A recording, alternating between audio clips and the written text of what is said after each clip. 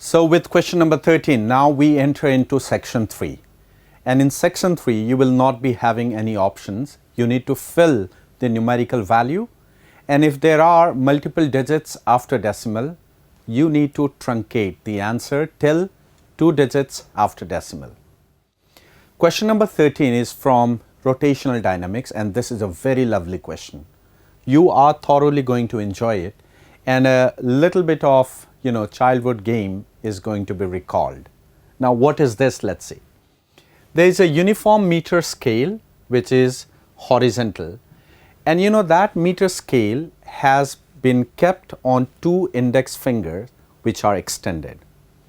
And now let's see what happens. The left one is at the leftmost end, 0.00 centimeter, and the right is a little inward from the rightmost end because it's at 90 centimeter. So now what happens is that when you attempt to move both the fingers slowly towards the center. Now you're moving slowly towards the center. What is happening is initially only the left finger slips, WRT scale, and the right finger does not. So the left, which was at the extreme, initially that slips and right does not. We'll try to justify that very properly, but right now let's see what the question says. And after some distance, the left finger will stop and right will start slipping. So initially right was at rest, left slips. After a certain distance, left will be at rest and right will start slipping, and this goes alternatively, right? And now in the second case, see, we need not go on and on. Thankfully, after 2 moments, we need to finish off. And it says, after some distance, the left finger stops and the right one starts slipping. Then the right finger stops at a distance XR from the center. So we need to calculate that given value of XR. So it means, say, initially, left will start slipping and left stops and right starts slipping, and then right stops and left starts slipping. So we need to go with the second part. So let's see, why does it happen? A little bit of hint has been given. This happens because of the difference in frictional forces on the 2 fingers, and the static and kinetic friction, the coefficient has been given. So we need to calculate that value of XR. Now the first thing is that you need to understand one very important point. What I will do is that with the help of figure, let me make a horizontal rod here. So this is that horizontal rod. Now let's talk of the initial instant. Initially, if you see, the right finger is 10 centimeter inward from the right end, and the left was initially completely at the leftmost end. Now did you realize the motion is happening slowly? That means the acceleration has to be 0. And acceleration of the rod, in order to maintain it 0, the whole idea of the numerical is hidden into this particular fact. The net force has to be 0. Now just try to see, if you see initially the left one, the left finger which gives the normal reaction, that is lesser, so of course the limiting friction there would be lesser, so it starts moving. And as it starts moving, the left finger will face kinetic friction and this will face static friction. Now listen to the story. The left one is having kinetic and the right one is having static, and that static is a self-adjusting. So as long as static friction can manage to be equal to the kinetic friction there, the rod will be at rest. But what happens is that after some time, as the left finger starts coming inward, the normal reaction on the left finger starts increasing. So the kinetic friction starts increasing. And a time will come, the limiting friction on the right cannot equate to the kinetic friction on the left. And then the next part will begin, the right finger will start slipping there. So let's say the first instant, when will left stop and right begin? Let's try to see.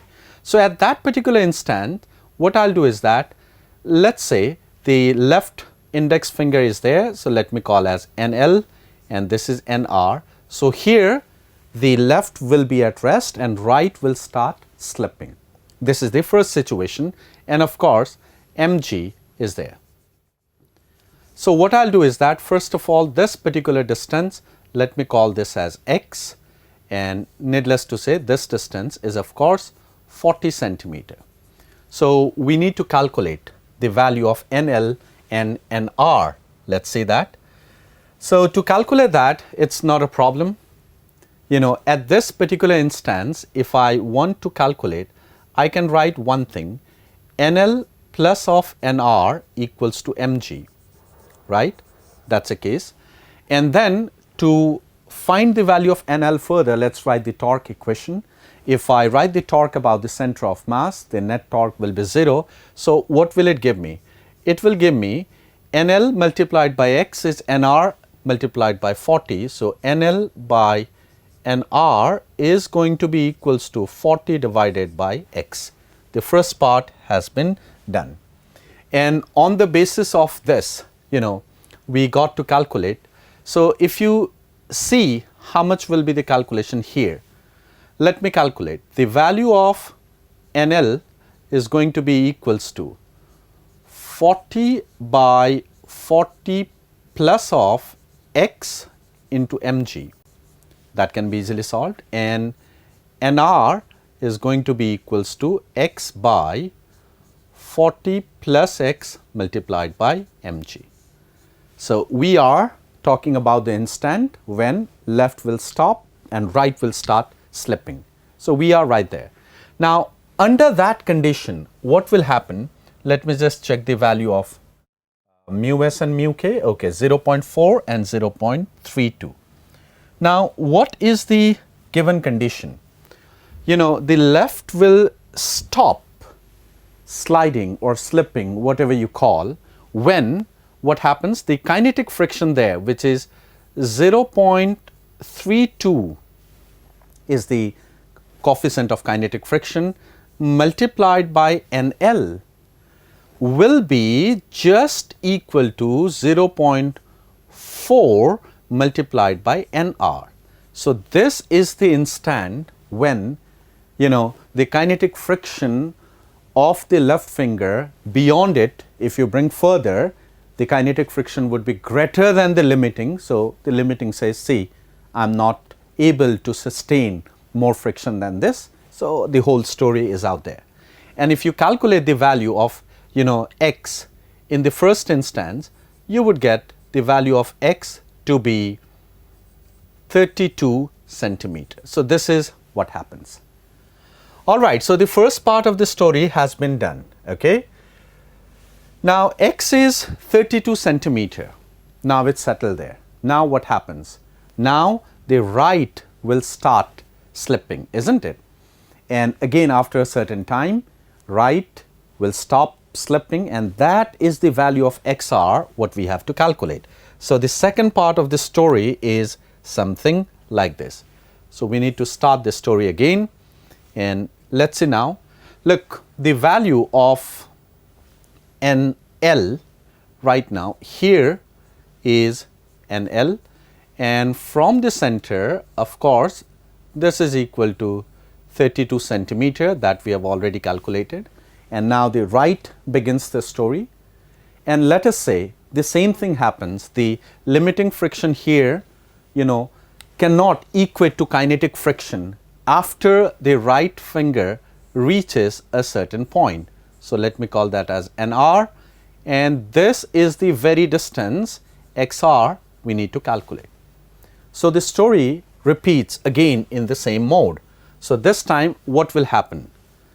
Let's go patiently. NL plus of NR will be equals to mg. Again the same thing, but this time NL by NR, okay, that ratio is going to be XR by 32. So again from this you will be able to calculate NL and NR, And when will that, right finger stop slipping? That condition, let me write the required condition. And that required condition is when mu k times of nr, where mu k is 0.32, will be equals to 0.4 times nl. The same story gets repeated. You need to do a little bit of calculation, that's not much difficult. The value of xr now comes out to be 25.6 centimeter. We had to measure it from the center as per the question, so 25.6 will be the correct option for this. Interesting, isn't it? Let's go to the next one. Question number 14, that's from surface tension, properties of bulk matter. And this is also one area where JEE Advanced normally focuses.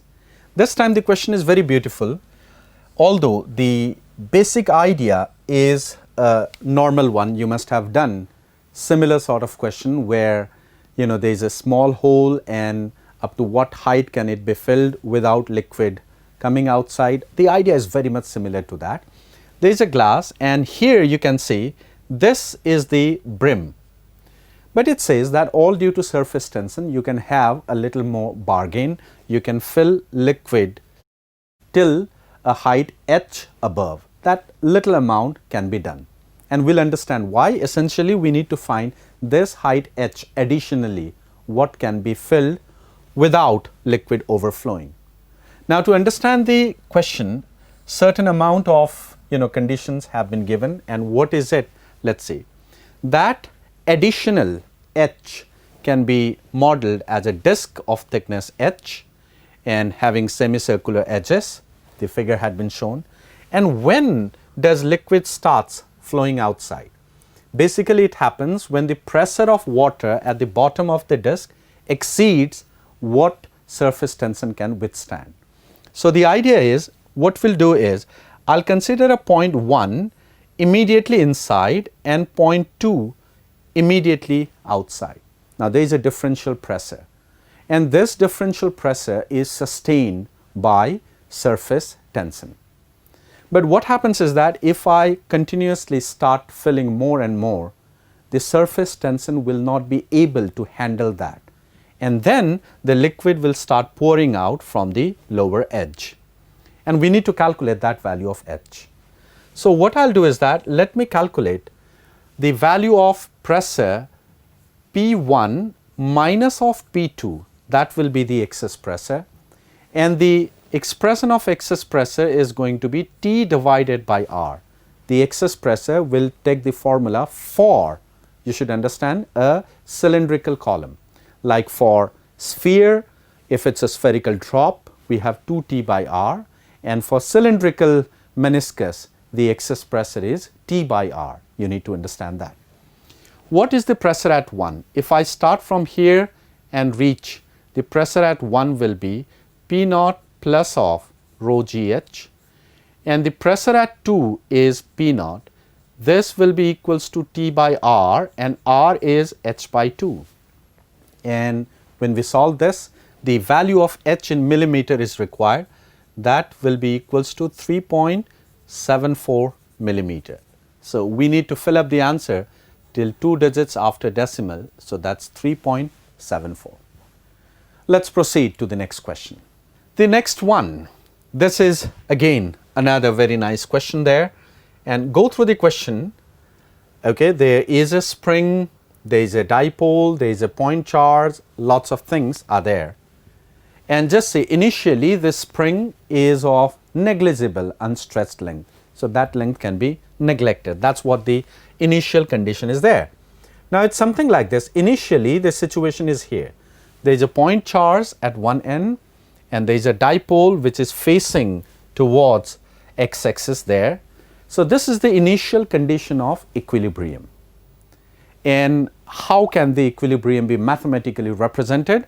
The electric force that it gets in the repulsive direction would be balanced by the restoring force. That's a condition of equilibrium.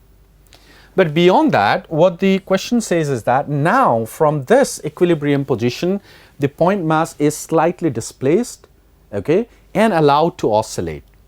The displacement is quite less than the L, the length of the spring in equilibrium, and we need to calculate the frequency and compare the frequency with this expression and eventually calculate the value of delta. Okay, the question has to be split into two fragments. The first fragment is talking about the equilibrium condition. So initially, if I talk about the equilibrium condition, what am I going to get?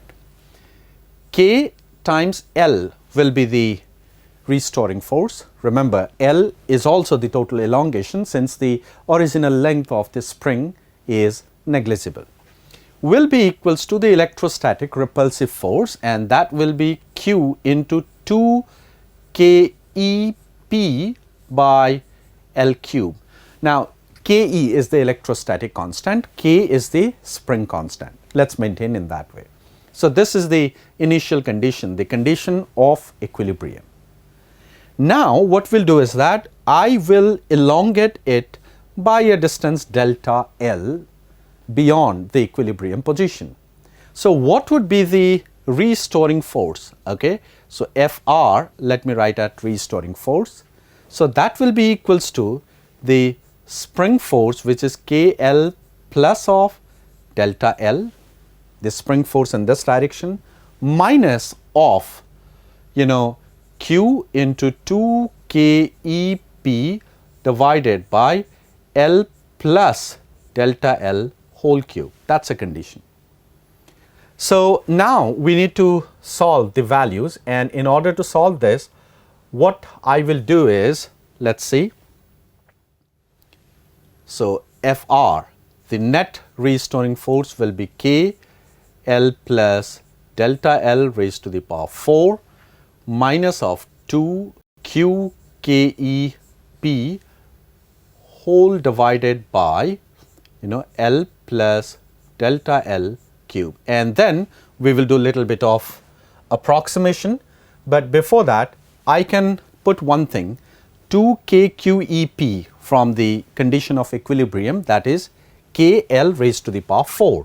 Okay, so let's do here. The value of restoring force now comes out to be KL plus delta L raised to the power 4 minus of KL raised to the power 4. I hope you understood. So, this is 2 KQEP KL raised to the power 4, just for repetition if in case, and that is L plus delta L whole cube. That's great. Now, let's see. What I'll do is that delta L, let's try to see, this is going to be KL raised to the power 4. If I bring L outside, 1 plus delta L by L raised to the power 4 minus of KL raised to the power 4 divided by L plus delta L cube. Now, let me merge couple of steps into a single one. I believe you can do this. Just try to understand one thing. I can use the binomial expansion and I can limit in the second order 1 plus 4 delta L by L. So, there is where I can limit, and the first one KL4 will get cancelled, and the second one is going to be KL raised to the power 4 and into 4 delta L by L divided by L plus of delta L cube. And a final one, what I can do is, this delta L can be neglected. So, this will be L cube, and that L cube will get cancelled there. So, eventually this will be 4K delta L. So, that's the restoring force. And once you get the value of restoring force, our purpose was to calculate the value of frequency, which is 1 by 2 pi under root 4K by M. And this is going to be 1 by pi root of K by M. This is what you'll get. And we had to compare with 1 by delta under root K by M. So, delta is going to be pi. So, we need to again truncate till the 2 digits after decimal. So, this value is going to be 3.14. Okay, let's go to the next question now.